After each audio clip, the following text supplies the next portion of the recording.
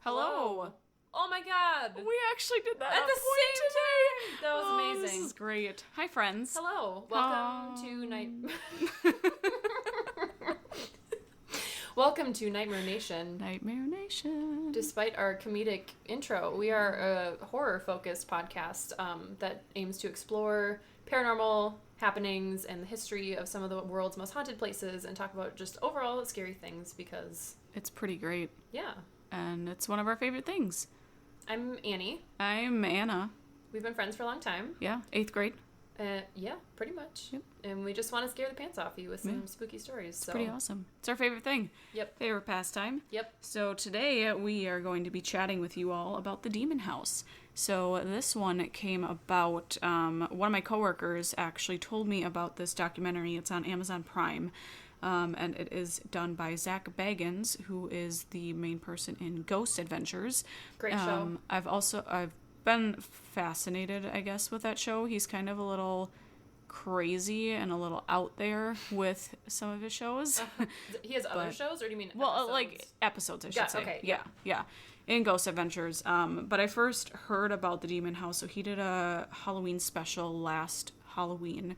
So he has a museum in Las Vegas of all of the different haunting pieces that he has. So at like a lot of the different haunting places that he's been, he's taken like toys and like replicas or just like different things from these hauntings that he's been in, or people don't want something that they think has been haunted and he puts them into this museum. That's pretty cool. That's kind of like Ed and Lorraine Warren, like how they had the room in their house where they like took all of the possessed objects and stuff from all of their like investigations that they did, and they like locked it up and they have it like blessed by a priest or whatever. Yeah, Sounds he very similar. Doesn't have it blessed. Oh, that's so they're all just chilling in one house. To be haunted, then. Pretty much. Not smart. Yeah. Okay. So he has a couple things actually from the Demon House. I won't go into too much of it because it might be a little bit of a spoiler, but is there like? That's an airplane. That's an airplane. Sorry, friends.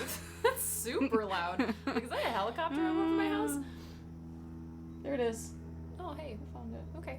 Anyways, so I've chatted with my coworker. Both him and I love just scary things. We love chatting about scary things. He's into the paranormal, wants to do like investigations and stuff. And so he told me about the Demon House. I was like, oh my gosh, this is awesome. Heard about it in the Halloween special. Like, I wanna watch this movie. I watched it and it was pretty scary. It was more towards the end of the movie that it kind of got me freaked out. So the part that I haven't seen? Yes. Okay. I've seen the first half. So it's literally called Demon House. And it's like a documentary of this guy, right, Zach, going in and he is trying to investigate it. Not as part of Ghost Adventures or Ghost Hunters or whatever, but just like on his own, I guess, as a side project. Mm-hmm. But I only saw the first half, so I'm kind of relying on Anna here to fill in the context. That's just called me being lazy, but... It happens. Yeah. But yeah, it's awesome. It's a great movie. But yeah, I'll have Annie kind of dive into a little bit of the background first of the house. Yeah, so this one's kind of interesting because the house itself doesn't really have a lot of history, which, in my opinion, is always really interesting when you talk about these, like, really extreme haunting cases because, it, like, in some of them, like the Amityville case, there was a documented, like, mass murder in the house. So, like, you could sort of see how it would make sense that there would be paranormal things happening. But this one, like, I couldn't really find much.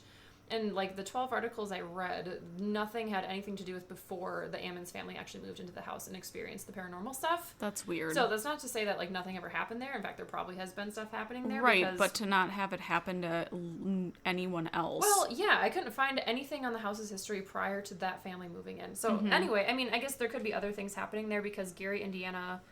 is where the house is located. So Gary actually at one point, I don't think it does anymore, but at one point it had the highest murder or like homicide rate of any city in the country. Oh, I didn't know that. So the city of Gary, Indiana, it's 25 miles outside of Chicago. It's a pretty decent sized town. It's got a population of, I think it's 76,000. And it was actually once known as like the murder capital of the U.S. because the crime rates were so high. Good. So like not really a great town to live in. Yeah. So in, like, the early 1900s, the town was booming because the steel industry, like, totally took over. And so it was really prosperous. And, like, from the 1920s to the 1960s, it was, like, a booming little hub in the Midwest. But after they kind of restructured that whole industry, there was a major loss of jobs. So the population, like declined by like 55% between the 60s and now. And holy crap. currently, Good Lord. almost a third of all houses in the city are unoccupied or abandoned, or just have like squatters living in them. So, Well, I mean, that could make sense with some of the things that have happened if there really hasn't been a history. right. Especially since you hear stories of a lot of people who are Satan worshippers or do satanic rituals. Yeah, They finding always- these like abandoned Yeah. houses and stuff. And that's what I'm wondering Exactly. too, if like just because there was no one documented living there doesn't mean that there weren't people living there. In fact, Exactly. when Zach went there in his documentary and making that movie, he found a bunch of squatters like Yeah. living there. So there was some like really horrific crime that happened and it just was never put on paper Mm-hmm. because crime was really high and all these like abandoned houses were just like everywhere. Like it's literally like half ghost town in this city.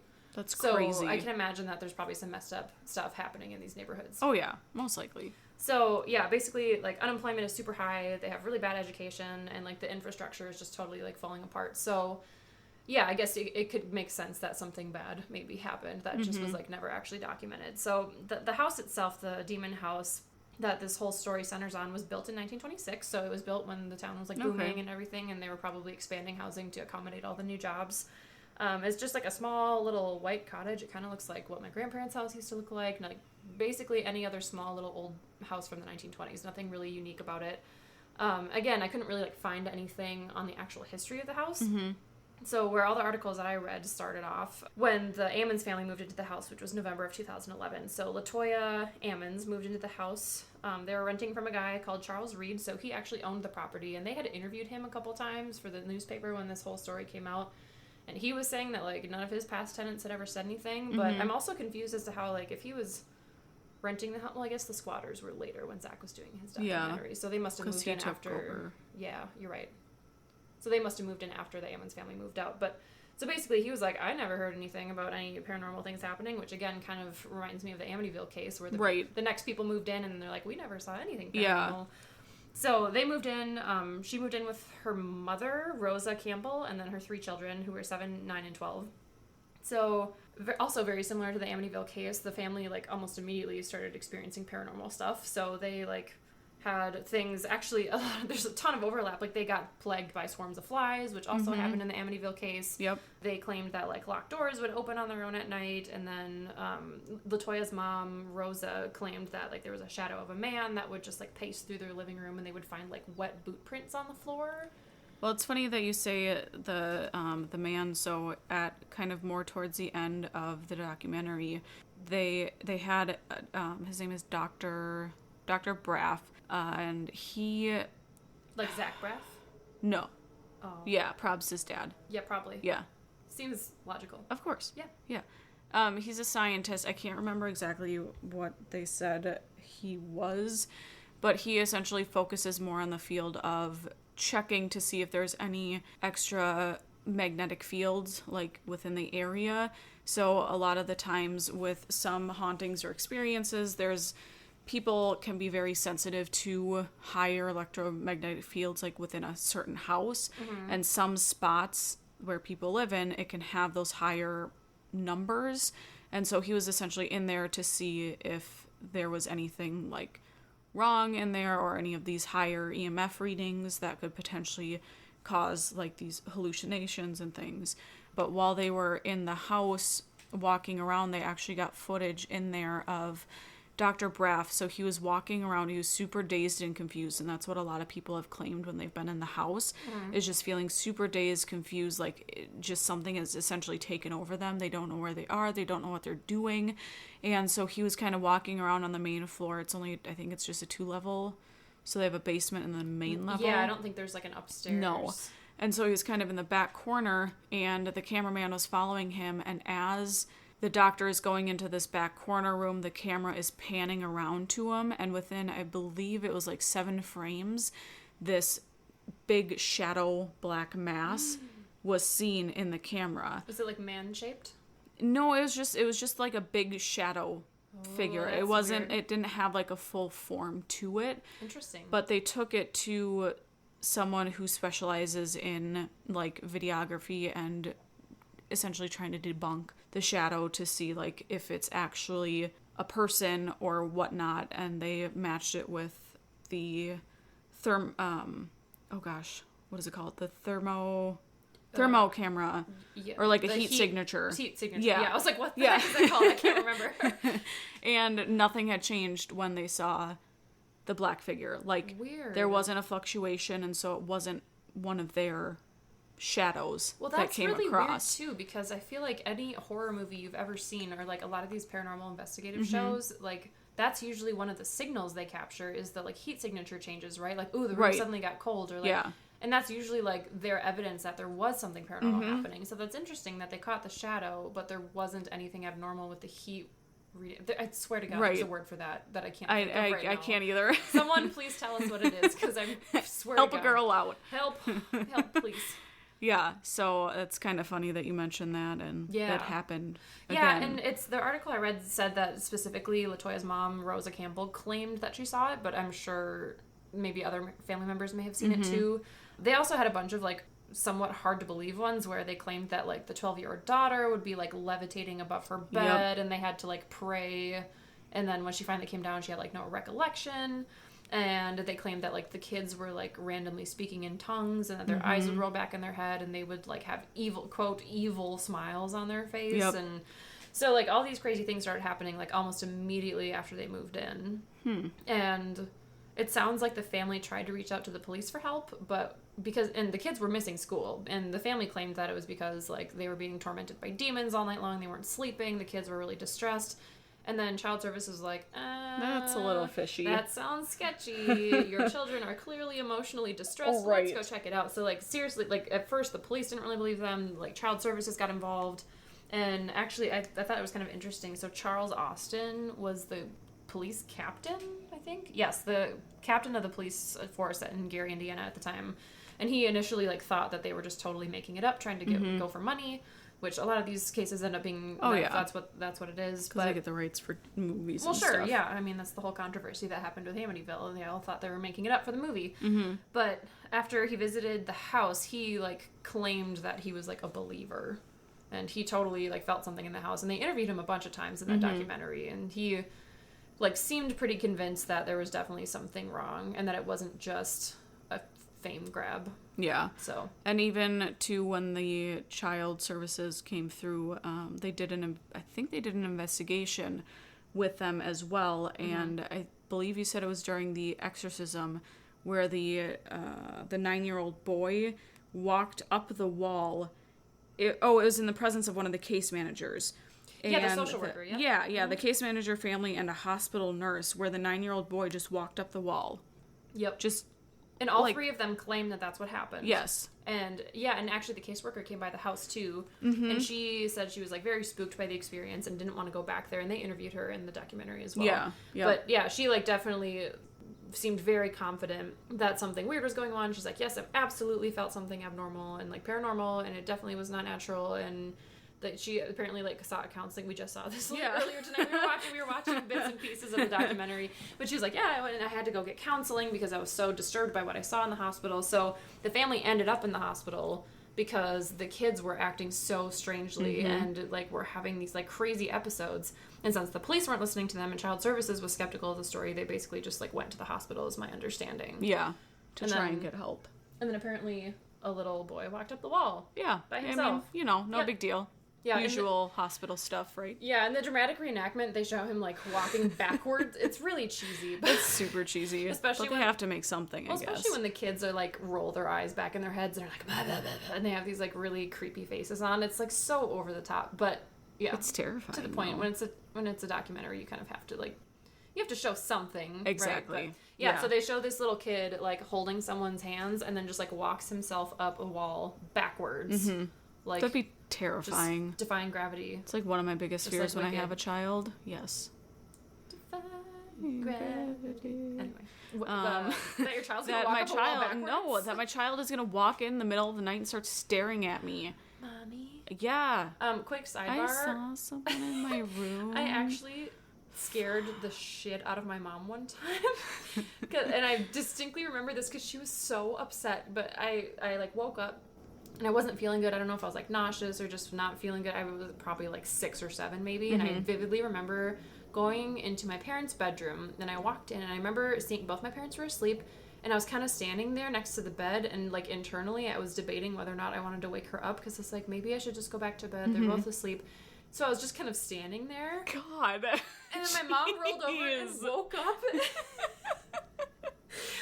You're one of those kids. There, and she was like, what's wrong? Like, what are you doing? And I was like, I don't feel good. It was totally, like, I was that creepy kid. Like, God damn it, Annie. I know. Like, I'm surprised my mom did not send me straight to, like, the exorcism people or, like, to the mental hospital. Because she literally rolled over, and there I was like, I don't feel good, Mommy. And she's like, oh my God. Save me. Oh my God. I also apparently sleepwalked in my parents' room one time. And I remember doing this too.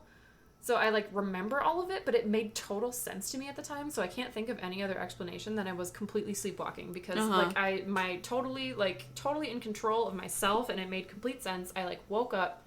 I think I was, again, like, maybe 7. And I woke up, and I walked into my parents' bedroom. And I, like, shook my mom, and I, like, woke her up. And I was like, Mom. And she's like, what? What's wrong? And I said, what time does SpongeBob have to get up? I said, what time does SpongeBob have to get up to feed the birdies? And my mom was like, I think you're sleepwalking. Go back to bed. And I was like, okay. And I walked back to my room and went back to bed. And it was total middle of the night. Oh my God. In my head at the time, I was like, I need to go ask my mom this question. And it made complete sense. That's so funny. And I woke her up, and I think that's like maybe the one of like 2 times I've sleptwalked in my life. But my mom was like, what are you talking about? Go to sleep. Please I've done that before with my dad. So like, I think it was in like junior high or something. And my dad, he used to stay up till 12 every night, and I think it was probably around like 11, 12 o'clock. He's sitting out on the couch, and I was up on the 2nd floor, and I guess I come walking out, and I'm just like dazed and confused. Like, I don't remember this at all. See, I remember mine. It's so weird. I totally remember doing it, but anyway. Nope. And then I walk out, and I guess I asked him, why aren't you watching The Simpsons? It's like, because The Simpsons are not. I was like, no, Dad, you need to watch The Simpsons. I mean, it's a great show. They're on at 10. Dad, you need to watch it. He's like, go back to bed. It's like, okay. You don't know what you're talking about. Go back to bed. Pretty much. Stop talking. Go to sleep. That's hilarious. So, that's my sleepwalking story. What a bizarre question. What time does SpongeBob have to feed the birdies? I don't know. Does he feed birds? They don't live underwater. They could. Maybe. They have some fancy water birds. Sure. I don't know. There's certain species of birds that dive underwater. They're called boobies. Did you know that? I did. Well, sort of. Yeah. Some of them are called boobies. Yeah. And they just dive bomb into the water and eat fish. Well, loons also go underwater. Yeah, are they called boobies? No, but boobies literally fly and they dive bomb into the water head first. You know, my brother... We're totally getting off on a tangent. That's fine. My brother went to the Galapagos Islands, and everywhere there was blue-footed boobies. Yeah. Yeah. They literally have blue feet. And do they have boobs? No. But they definitely have blue feet. Okay, perfect. Okay. Anyways, back to our topic of hauntings. Sidebar over. Okay, so back to the children. Yeah, let's talk about the exorcism, right? They did something with that? They had an exorcism. Well, you have more on the kids. Tell us about the kids. Yeah, so the kids. The mom said that the 3 children were possessed and that frequently their eyes would bulge out, their voices would deepen, and like you said, they would also have super creepy smiles on their face. That's terrifying. Which kind of brings me to a different point. So towards the end of the movie, there is a point where Zach and his crew are in the house, and one of his crewmen, they were all up on the 1st floor, and they're all just like standing around, and this guy was just standing in a doorway, and all of a sudden you could just see like his face. He was getting super confused, disoriented, like everyone said that they do when they're there. And there's so many people that said that. Yeah. That's really interesting that everyone experienced that. I wonder if there's something very strange, like magnetic field, like on that house. Well, see, that's what that doctor was in there, and he didn't find anything worth... Right. You literally already said that. I'm getting so excited in my head here. I'm like, yeah, what if it was this? But... Yeah, and so, like, literally everybody, even in the documentary, you see them, they just get into this weird state. So that's exactly what this guy did. And all of a sudden, nobody saw him actually go down the stairs. And so he goes and sneaks behind a different cameraman who was sitting in the doorway, literally just walks downstairs, and they had a camera in, like, the corner looking at the staircase. As he's walking down... He's just still super stone-faced, and he knows where the camera is. And all of a sudden, he walks by it, and he just gets like this evil grin. Stop. And stares at the camera as he's walking Ew, by. It is no. the creepiest thing ever. And then... And you don't think people would, like, do that on purpose to No. hype the story? I mean, it's a total possibility, but he was in such a state. You could see that he wasn't normal. Sure. And so they later find him downstairs. So there's a room in the basement where I believe there was a murder that happened. I want to say it was with the Amons family. Where 5 people were killed in the basement, and that's where he was found. 5? That's what they said. I believe that's what they said in the right. documentary. But again, like, the articles that I were reading had nothing to do with that. So, like, what actually happened there? I could not find any documentation of what may have actually happened in that house. Yeah. And so they found him then later laying down on his back in that room. And then what happens next is super freaking creepy. So it's the same cameraman, and they finally grab him. They bring him back to a hotel because they've been staying in a hotel down in Indiana or whatever. Mm-hmm. And so he is in the hotel, and he is just like in such a state. Mm-hmm. He's in such a mood. Excuse my paper for a second. I'm using a notebook. I'm trying to be really quiet. She's like slowly turning the page, trying to make the paper not crinkle, and I'm like trying not to laugh as she's like slowly opening her notebook. It's okay, you crinkle away. I try. Okay, anyways, so he is in... At first he's in Zach's room, and he starts puking up blood just out of nowhere. Delicious. Yeah, right? And then he starts being super aggressive towards Zach, just screaming and yelling and essentially aggravating whatever is inside of him.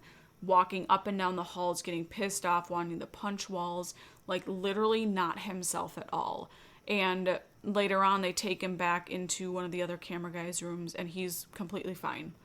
Like, he's calmed down, he's totally okay, and he said that, yeah, you know, I believe it was once he was done in the bathroom puking up blood, or I think it was when he was opening up the door, he literally saw this goat, like a goat demon head, like super creepy, and he said he saw it, and it Satan. Yep. And it freaked him out, and he was telling Zach this while they were in the room when he was calmed down. And the funny thing is Zach had a dream of the week before about the house. And he dreamt about the goat demon man, and it blew black smoke in his face. And he didn't tell anybody about this until then. I remember hearing about that because it like happened in the house, even though he only dreamed about it before. Yeah. See, that's hard to explain. Assuming he's telling the truth. And again, I'm a total skeptic when it comes to all this, so I'm like always trying to poke holes in people's stories. Yeah. Like, really, you could have made that up, but if it's true, that's very creepy. Mm-hmm. And there was one of his psychic friends as well, sent him a text. I believe it was right after he bought the house, or right before he was about to buy the house, who said, Zach, don't buy this house. Like, it's literally full of demons. You essentially told me about this. I had an image of this goat-like man in this house. Yes. That's creepy. And it's like having all of those come full circle, like that's super weird to have 3 different people experience that. And they all experience like very similar reactions. Yeah, speaking of the house being full of demons, literally at one point, sorry, you keep glancing. Sorry, no, I'm just seeing. And I feel like Anna's watching for serial killers in the doorway. I mean, that's a total possibility. Yeah, but they had, I couldn't find any articles saying like who these people were, but apparently the Ammons family had contacted some like clairvoyant people and had them come by the house, and both of them said that they sensed over 200 demons in the house. Lord. Which is why it's called the demon house, because literally, so like I feel like. But how is that even possible? I don't know. That's what I want to know. Unless it's like a vortex or something for them to come through. That house is literally like a portal to hell. Yeah. Like 200 demons. That's ridiculous. That's an insane number. Like most people find it bad enough being haunted by like 1, not 200. Right. So it's pretty crazy. And it makes sense with everything that they experience too.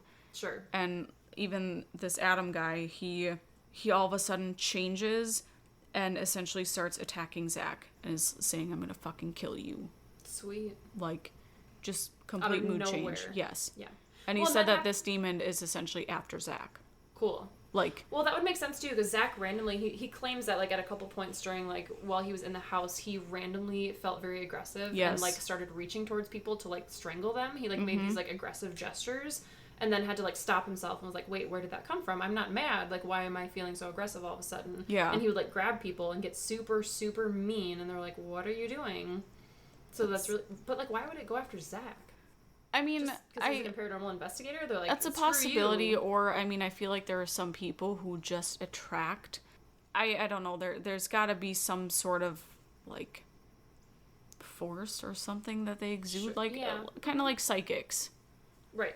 That they just attract those kinds of things. And I mean, with a lot of what he does, with a lot of his episodes, I should say, he's fine with doing these different rituals and provoking the spirits and demons and whatever in there. And obviously, you really shouldn't be doing that, because that's why you go through all this shit that you've been through, and they attach to you, and then... Because you made a point of, like, reaching out to them and inviting them into your life. Exactly. This is why you never, what am I about to say? Ouija board! Thank you. No. Never. Don't do it. She knows what I'm talking Stupidest about. Fucking thing ever. We talk about this all the time. If you have a Ouija board in your basement, burn it and move to a different house. Unless it comes back if you try to burn it. There's a possibility. That's true. That's what happens in paranormal activity. Anders, my husband, found a Ouija board at Barnes & Noble and was laughing about it. He was jokingly texting me. He was like, should we buy this? And I'm like, haha, no. And he's like, actually, JK, there's no price tag for it. Yeah, then you probably shouldn't buy it. Right, so, like, every other house, like, that's a sign. I know, it's like, literally this isn't in your life. Every other single board game in the entire freaking shelf had a price tag except for the Ouija board. He's like, the demon wants me to buy it. You know, no. Yeah. I will kick Ben's ass if he ever brings in a Ouija board. Will our friendship be over if I buy one? I will kick your butt.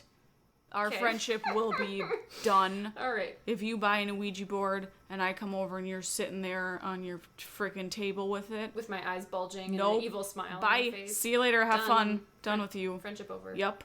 So, any of you listeners out there, if you have one, you're officially cut off from this podcast. Done. Can't listen. Can't be associated it's ridiculous. with you. Unless you have a good story, then let us know. Actually, yes. If you've done it in the past and have a good and then story, after you give us the story, then you're done. Then you're done. But first we want to hear the story.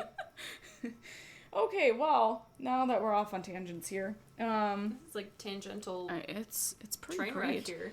So, Zach, obviously being the stupid butt that he is, decided that he wanted to board up all the windows and literally lock himself into the house for a night. That sounds like a bad idea. Terrible. So he got everything boarded up, and then he was put inside, and then...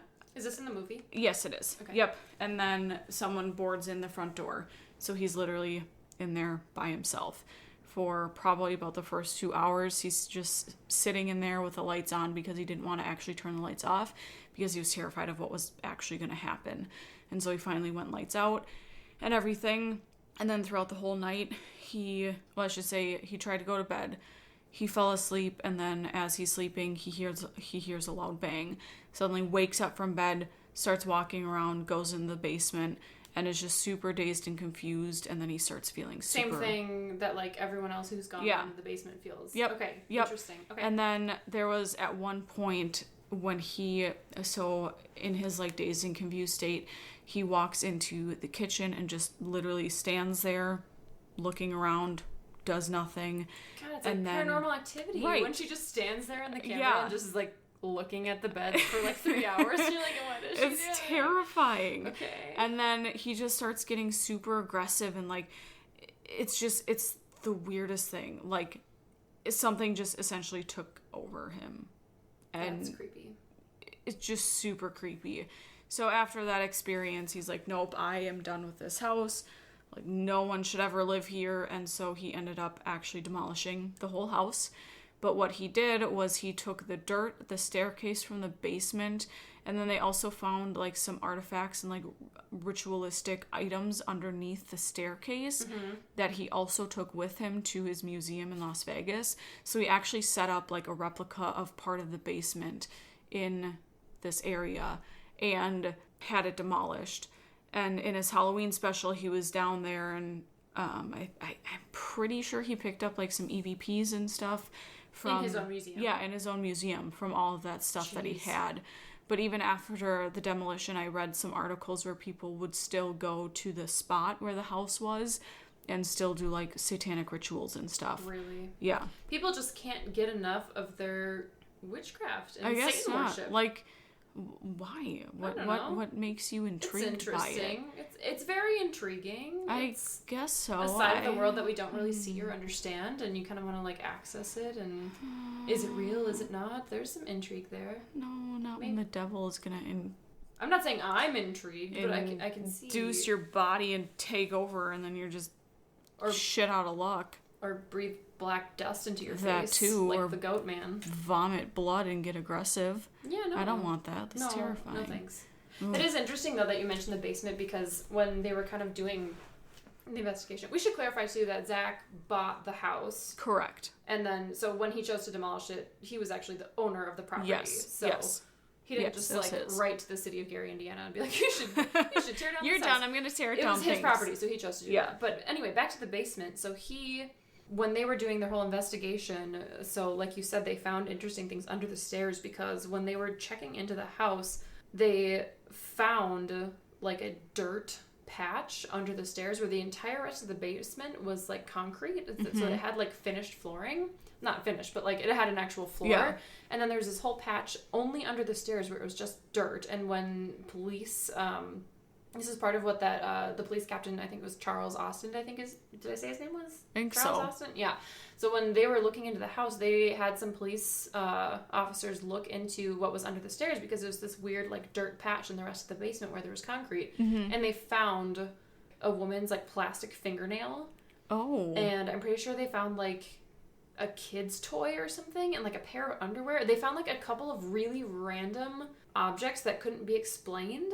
That's weird. In the dirt patch. So it almost makes you wonder if like someone was murdered in the house and then their remains were buried under the stairs or whatever. Right.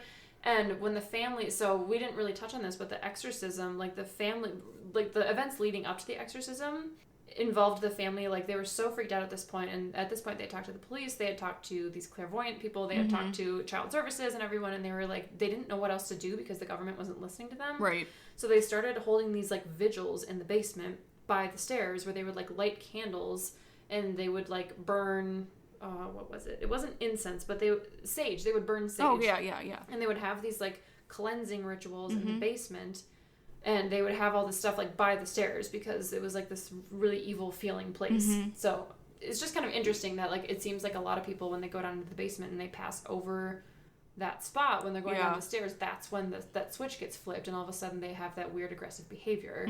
And it's like you said, there's like 3 or 4 different people that is the specific moment when they switch and change their personality. So it makes you wonder, like that would be pretty hard to collaborate across that many people. Right, exactly. And for all of them to feel the same thing and feel like that dazed and confused and aggression and everything, like you can't, that's not something that obviously you can make up, but like you said, over however many people to get this story straight and to keep it straight for however many interviews and this and that, like that's tough. Then again, with the Amityville house, they all had contradicting interviews, and yet I'm somehow still inclined to believe the family. Right. It's so weird. Like I feel like I go back and forth between being a skeptic and like totally buying into the story. It's really interesting. It's interesting that you mentioned that even after Zach decided to tear down the house, that people still went there. Did they, like, have paranormal experiences, or were they just holding, like, rituals? I think they were just holding rituals. Where I'm assuming they probably heard the story of what happened and then just decided, hey, let's just go here and use the Ouija board. Satanic ritual. But I don't get how, if they had neighbors, why would they just allow people to come over and have these rituals? Like, well, those houses may be abandoned. I suppose. Like we said, like a third of the city is like totally abandoned, and there's no one living in the houses. So I'm guessing, and looked like it was kind of a rundown neighborhood. So I wonder if the houses were empty. That's a possibility. Yeah. So it's an interesting situation. And then so the exorcism piece, it was Father Magino, I think his name was. I think so. So there's actually an archdiocese like branch specifically for Gary, Indiana, and this exorcism was the first one that they had actually approved in 21 years. Wow. And he went and did it because LaToya, specifically the mother of that family, and like she was the mother of the children in the house, she had been experiencing a lot of like interesting stuff. It's interesting that they didn't try to exorcise the kids, since they were the ones who were like doing main the demonic like faces and speaking in tongues and all that stuff, but like they decided to exorcise the mother. and he apparently like named all of the demons that were in her. And this kind of made me laugh when I was like reading the article. It was like she Googled them or like looked them up on the internet to find their names. I'm like, what? How? There's like a demon search engine. Right. Like, who's possessing this? This is how I'm feeling today. Which demon is haunting me? Like... I don't know. So apparently she like looked up their names online. That's literally what the article said. And then this priest was like naming them out loud, and he tried to cast them from her body and was praying, and eventually she had like a giant convulsion, and she claimed afterwards that like the pain she felt was like so intense it was like childbirth. And had this like epic convulsion, and then she was like freed of the demons. And according to these newspaper articles, the family is like no longer plagued by demons. They obviously moved out of the house, right? And they're no longer plagued. But then in the documentary Demon House that's active, when he goes to talk to them, they like refused to talk to him because he had been in the house. Yes, like because they were afraid that something had attached to him and then was going to then attach to them. Yes, they firmly believed that like anyone who interacted with the house was going to bring the demonic forces back into their lives. Which, I mean, is totally plausible, because you see that in a lot of like these types of cases where they go in, one person attached, and then because whatever is attached to that one person essentially sees these people and then attaches back to them because they know that they can. It's like a ghost STD. Yeah, that's perfect. Whoever you touch, it gets spread. Spread to them. So practice safe ghost sex. Safe ghost sex. Always use protection when safe. confronting demons. Make sure you have your sage and a priest next to you. Yep, burn sage. Holy Bible. Holy water. Don't pass on your demons. We don't want them. Terrible. Terrifying. It's like It Follows. Is that movie where you have sex and then you have a ghost that tries to kill you? That's perfect. That's a great movie. It's really interesting. So a lot of interesting stuff with the Demon House. I mean, again, I feel like this is another one where you have people in one camp saying it's a total hoax, and then you have a bunch of people in others saying, like the social worker and the police captain guy and like everyone who's in the hospital who saw that incident of the kid walking up the wall, they're insisting that it's true, but there's also plenty of articles out there that are saying it's just a money grab. So it's interesting to think about what went into the case and how it could potentially be real. Exactly. Let's not have a sleepover on that lot. No, probably not. Okay. That'd be kind of cool to go see, though. You want to go? Quickly drive by. I don't want to ghost STDs. Are you sure? Yeah. We can just walk up to the non-existent stoop and look at the ground. Maybe. See if we feel anything. I mean, any sensations? 200 demons is kind of a lot. I suppose. Really even want one demon, let alone 200 following me back to the car. Maybe Zach took the portal to his museum now, and now he just has all of demons in there. That would make for a really interesting field trip. Yeah, it would. Would be to go check out that museum. That'd be sweet. That would be super sweet. Let's do it. It's in Las Vegas. It's perfect. Listeners, if you want to fund our vacation to Las Vegas so that we can go see... and then we can tell you about our experience. That would actually make for a cool episode. We should think about that. There's also a museum it's in California. That it's... Oh, I don't remember the name of it, but I think it might be called the Murder House or something. This is another place that my coworker was telling me about, but it literally goes over serial killers and what happened. And it shows the actual pictures from the police department, and they have clothes and stuff from it, and it's a museum of literally everything like that. I'm like, oh my gosh, that's interesting, because California had so many. I mean, the Golden State Killer was so huge, and he only got caught a couple years ago. I mean, it was 40 or something ridiculous number of years went by before he even got caught. And it seems a lot of them happen on the West Coast, especially the Northwest. It's if you live in Washington or Oregon, you're screwed. Pretty much. You will get killed by a serial killer. But yeah, it's a different topic, that one. Right, but yeah, I mean, California seems to have a lot, though. That'd be definitely interesting to go see that. Yeah. Let's do it. Okay. We have so many road trips we need to go on. Right. It's ridiculous. Right. Start planning them. All right, well, that was the Demon House. It's the Demon House, friends. The Gary, Indiana haunting. In case you want the city to be famous for something other than the song from The Music Man. Yeah. Now you know. Demon House. 200 demons. Over 200. Over, sorry. Yes. You can Google them. Check out how you're feeling one day. See what demon is possessing your body. Yeah, just Google them and you'll find their names. And then when you get exercised, you can be all smart and tell the priest, I already know the name of the demon that's just haunting exercise me. it out of me. Yeah, it's fine. So, all right, again, we want to hear stories from you. If you've had anything paranormal happen to you, or if you've experienced anything creepy, or have some dark history in your family, or are related to a murderer, anything kind of dark and macabre, because again, we're obsessed with horrible things. Love it. Yes. So let us know. We want to hear your story. If you have one, please send it to nightmarenation19@gmail.com. nightmarenation19@gmail. Send her over. .com. We want to hear them. Yes. It's the best stories. Awesome. Until next time, my friends. Don't get possessed by 200 demons. Don't use Ouija boards. Especially that. Yes. Okay, bye. Bye.